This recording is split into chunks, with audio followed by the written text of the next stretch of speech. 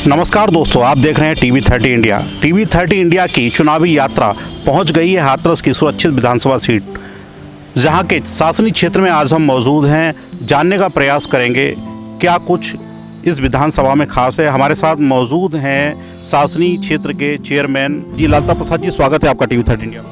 धन्यवाद सर, नमस्ते। लालता प्रसाद जी, चुनाव अब नज़दीक हैं, बहुत जल्द आगे विधानसभा चुनाव हम लोगों को देखने को मिलेंगे। ऐसे में जो आपके ये क्षेत्र है, शासनिक क्षेत्र है, यहाँ पर क्या दिख रहा है आपको? किस पार्टी का प्रत्याशी जीतता दिख रहा है? यहाँ तो विधानसभा क्षेत्र में है, यहाँ तो बीजेपी ही आएगी। महाराज माननीय योगी जी मुख्यमंत्री दोबारा बनेंगे।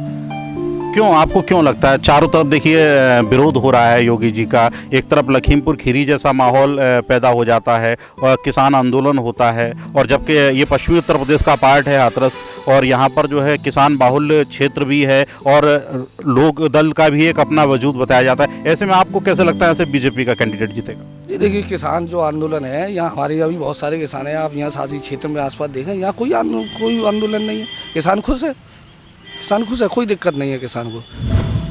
नहीं, आपको कैसे लगता है कि यहाँ से बीजेपी की सीट, ऐसा कुछ क्या किया है बीजेपी ने यहाँ के लोगों के लिए? हम चाहेंगे दर्शकों को कैमरे के सामने आप बताएं कि ऐसा क्या किया है बीजेपी ने जिसको देखते हुए लोग वोट करेंगे बीजेपी? जी, आप पहले तो आप देखिए, अभी हमारा जो देश है कोविड-19 महामारी से कितनी, आपको पता होगा, 7 महीने बंद रहा। 7 महीने बंद होने के बाद अगर ये दुकान भी अगर किसी व्यक्ति की एक दिन बंद हो जाती है, 2 दिन बंद हो जाती है, तो आगे की प्रतिक्रिया कैसे करता? हम 7 महीने के बाद, 7 महीने बंद होने के बाद इस देश को चलाना, उठा के चलाना, ये एक बहुत बड़ी बात है। महाराज योगी जी की इतनी जल्दी उन्होंने कोरोना को कंट्रोल किया। और उसके विषय में एक और बताना चाहूँगा, जैसे सामूहिक विवाह योजना में माननीय मुख्यमंत्री की जो योजना है, उन्होंने हजारों लड़कियों की शादी की। आप देखें कितना अच्छा विकास की बात करें तो नई सड़क जो थी आज, वो पहले गड्ढा थे, बहुत सी सड़कें टूटी हुई थी। लोग एक घंटे में जो रास्ता आधे घंटे का है, वो 1.5 घंटे में तय करते थे, अब आधा घंटे में तय कर रहे हैं। अच्छा, अगर पिछले यहाँ के जो विधायक रहे हैं, अभी तक जो वर्तमान में विधायक हैं, उनकी अगर बात करें तो अभी तक आपको क्या लगता है उनके ऐसे जो कार्य जिनको देखते हुए लोग बीजेपी को वोट करेंगे? जी, आप देखें, आप गांव क्षेत्र में जाएं, ये गांव क्षेत्र है, अधिकतर यहाँ किसान ही हैं। आप किसानों को देखो, जो भी उनकी समस्या होती है विधायक जी सुनते हैं। सड़क नाले और जो भी है उन्होंने विकास कराया, बहुत विकास कराया है। बहुत सारी जगह हम लोग गए जमीनी स्तर पर, तो बहुत जगह विरोध भी देखने को मिला। लोगों ने कहा विकास नहीं कराया बीजेपी ने। तो आपको क्या लगता है, क्या वो विरोधी लोग कह रहे हैं?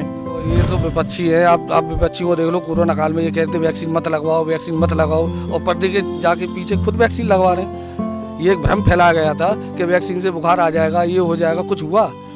आज की जो है 70% करीब लोगों को पहली डोज लग चुकी है, और करीब और डबल डोज भी लग चुकी है। आप तो कुछ हुआ? कुछ नहीं हुआ। लोग जागृत हुए।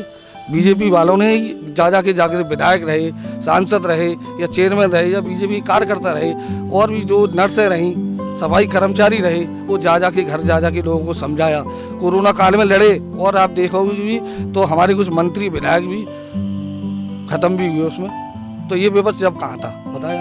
आपने किसी को देखा वहाँ आते हुए? कोरोना काल में किसी के घर जाते हुए देखा? माननीय प्रधानमंत्री जी ने ऐसे कोरोना काल में जो व्यक्ति गरीब थे उन लोगों को अन्न दिया खाने के लिए, जिससे रोजगार नहीं था। उन्होंने, आप एक भी कहीं जाके पूछा है, किसी भी व्यक्ति से, गरीब से आके पूछा है कि उसको कोरोना काल में खाने पीने की कोई दिक्कत हुई?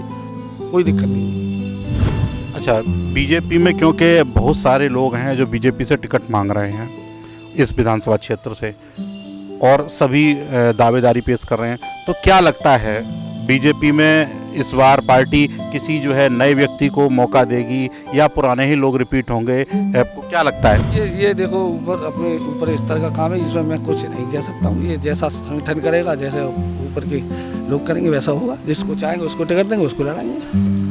अच्छा, यहाँ का अगर वोटों का समीकरण अगर देखा जाए शासनिक क्षेत्र का, तो क्या बोलता है? किन किन जातियों के वोट हैं जो सबसे ज़्यादा प्रभाव डालते हैं?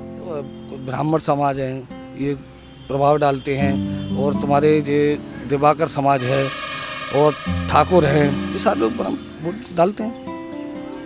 अगर पिछले चुनावों की देखी जाए तो यहाँ से और कौन सा ऐसा प्रत्याशी है उनको पिछले चुनावों को देखते हुए जो आपको लगता है कि अगर बीजेपी की फाइट होगी तो उस पार्टी से होगी? कौन सी ऐसी पार्टी है जो बीजेपी को चुनौती पेश कर सकती है? सर, यहाँ किसी की कोई फाइट नहीं है, ओनली बीजेपी। क्या समाजवादी पार्टी यहाँ पे बिल्कुल निष्क्रिय है? नहीं, निष्क्रिय नहीं, खैर सक्रिय है, लेकिन आप पिछले कार्यकाल को उठा के देखो, लोग कितने परेशान हुए, आप कितनी गुंडागर्दी हुई। आज माननीय योगी जी के राज में बिल्कुल आदमी कभी भी जा सकता है, कभी भी आ सकता है, महिलाएं सुरक्षित हैं, ऐसा कुछ नहीं। ये विधानसभा क्योंकि अलीगढ़ से आपका ये जो क्षेत्र है ये अलीगढ़ से बिल्कुल लगा हुआ है और अलीगढ़ एक अपने आप में बहुत बड़ा राजनीतिक गढ़ माना जाता है, तो कितना प्रभाव डालती है अलीगढ़ की राजनीति आपकी विधानसभा क्षेत्र को, शासनिकों? क्योंकि देखिए बगल में ही AMU यूनिवर्सिटी लगी हुई है जहाँ से हमेशा कुछ ना कुछ विवाद जुड़े रहते हैं और बहुत सारी चीज़ें ऐसी हैं, और क्योंकि आपका बगल वाला ज़िला है वो जो है जो स्वर्गीय कल्याण सिंह का क्षेत्र रहा है, ऐसे में कितना प्रभाव डालता है वहाँ की राजनीति यहाँ पे शासनी में? शास्त्र में ऐसा ना, शास्त्री जो जुड़ी हुई है वो हाथरस जिले से अधिकतर जुड़ी हुई है, लेकिन प्रभाव की बात है तो आप देखो लोकसभा चुनाव हुए उसमें हमारे सांसद भी जाएंगे, प्रभाव थोड़ा इतना नहीं है, लेकिन हाथरस का हमारा प्रभाव ज़्यादा रहता है।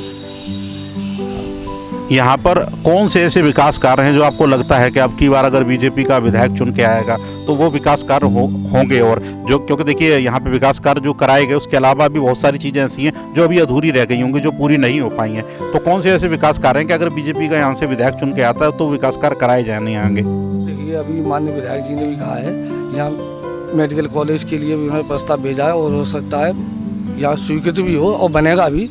और हाथरस में देख लीजिए पुल का निर्माण वर्षों से उसकी चली आ रही थी मांग, लेकिन नहीं करा पाई, माननीय मुख्यमंत्री के हाथों ही उसका उद्घाटन हुआ, शिलान्यास हुआ, तो ये सारे काम विकास हुए। अच्छा, अगर बात आपकी की जाए क्योंकि शासनी जो है यहाँ पे नगर पंचायत से आप अध्यक्ष हो, तो यहाँ पे कौन से विकास कार्य हैं जो नगर पंचायत में आपकी देख रेख में जब से आप यहाँ पे चुन के आए हो तब से हुए हैं? ऐसे कौन से कार्य हैं जिनको देखते हुए बीजेपी को जनता वोट करेगी?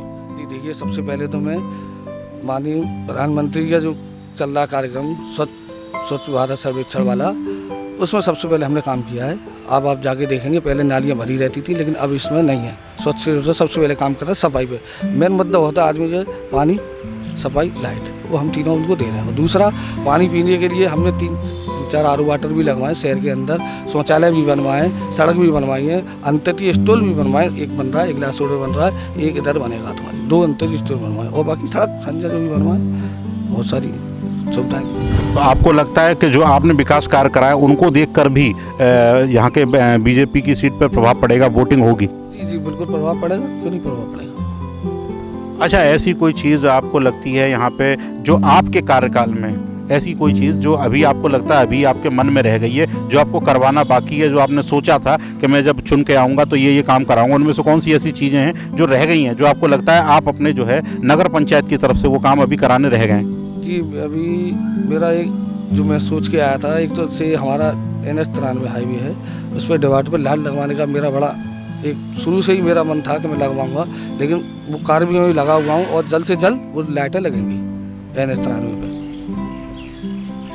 अब ऐसे लोगों के लिए जो बीजेपी के विरोधी हैं, जो बीजेपी को हमेशा जो है चैलेंज देते रहते हैं और इस विधानसभा में जो बीजेपी का विरोध कर रहे हैं, ऐसे लोगों के लिए संदेश आपके द्वारा कोई एक मैसेज जो बीजेपी का विरोध करते हैं उनके लिए क्या होगा? देखिए, मैं उनसे यही कहना चाहूँगा, आज की जो स्थिति है, हमारे माननीय मुख्यमंत्री योगी आदित्यनाथ जी हैं, वो बड़ा अच्छा कार्य कर रहे हैं। दूसरा, शहर में शांति है, मैं उनसे यही अपील करना चाहूँगा, भाई आप शांति बनाए रखें, इलेक्शन आ रहा है, पता चल जाएगी कौन सीट आएगी किसकी नहीं आएगी। ये राजनीति ना करें। देखिए, जनता को सबसे पहले क्या चाहिए? जनता को चाहिए रोटी, कपड़ा और मकान। हमारी सरकार में रोटी भी मिली है और मकान भी मिला है। रहा कपड़े की बात, वो भी पेंशन के द्वारा, जनधन खाते जो माननीय प्रधानमंत्री ने खोले उसके द्वारा उनमें पेंशन भी जा रही है। ये तीनों चीज़ें करी, जनता की मूलभूत सुविधा है, ये मूलभूत सुविधा है।